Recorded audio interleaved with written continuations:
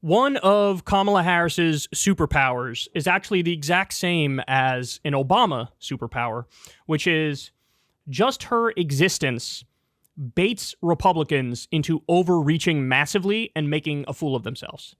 And this is something I probably should have seen this coming before she became the Democrats' candidate, but I didn't. It didn't really occur to me.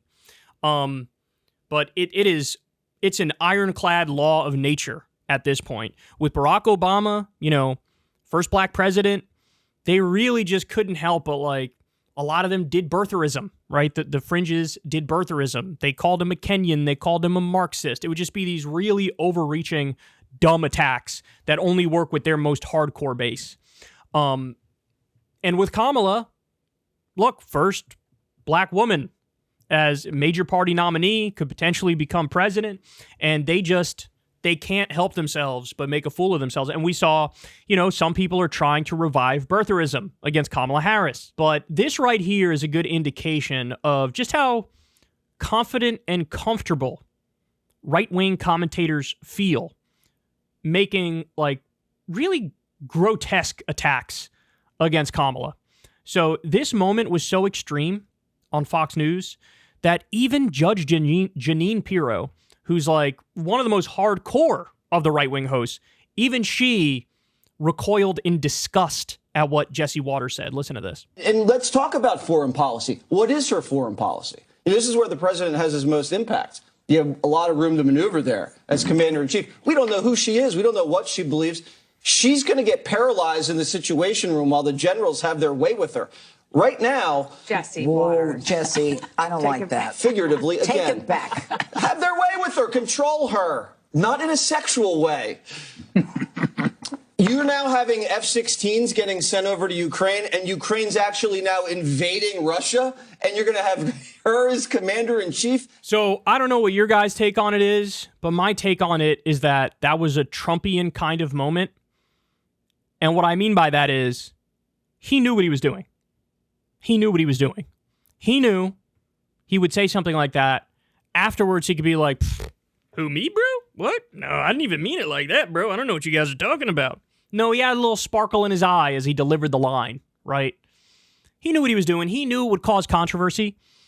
He knew it's crossing a line, but he gave himself just enough plausible deniability to come out afterwards and be like, I don't know what you guys mean. Get your mind out of the gutter. That is not what I was trying to say. Being taken advantage of as she's paralyzed by the generals. And you saw even Jeanine Pirro's initial reaction, oh, and then you see Greg Gutfeld chuckling, the little smug prick that he is, the little garden gnome smug prick that he is. Look, my reaction to this is proceed. Go ahead.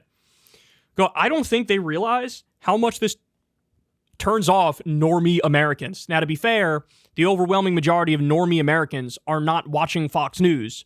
But to the extent that this clip travels far and wide, gets posted on places like Twitter or other social media outlets, gets run on some other TV channel where people are discussing it, this is disgusting to regular people. This is disgusting shit. It's like with Trump the other day. Trump goes out there at that black journalist event, and he's like, suddenly she's Indian. She's Indian. Suddenly she decided to become a black person. And all of his staffers told him, don't do it, don't say that. And he was like, no, I'm going to say it. And again, he knew what he was doing when he said it. And it fucking backfired. Everybody was like, this is sick.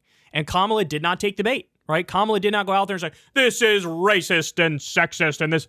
She was just like, same old bullshit, sowing chaos. What a joke, right? And people were like, yeah, she's right about that. This is a Trumpian move. It's controversial on purpose. The thing is, look, this is the problem for the right these days. The right is making the same mistake that the left has made in the past. Namely, Jesse Waters wants to be in a fringe subculture making edgy jokes and him and his friends jacking each other off talking about how funny they are, right? He wants to be in a fringe subculture of far-right politics where him and everybody around him agree with each other and talk about how smart they are and how edgy their humor is, right? But you need to choose. Do you want to appeal to the majority of Americans and win an election? Or do you want to maintain the insularity of your shitty right-wing subculture?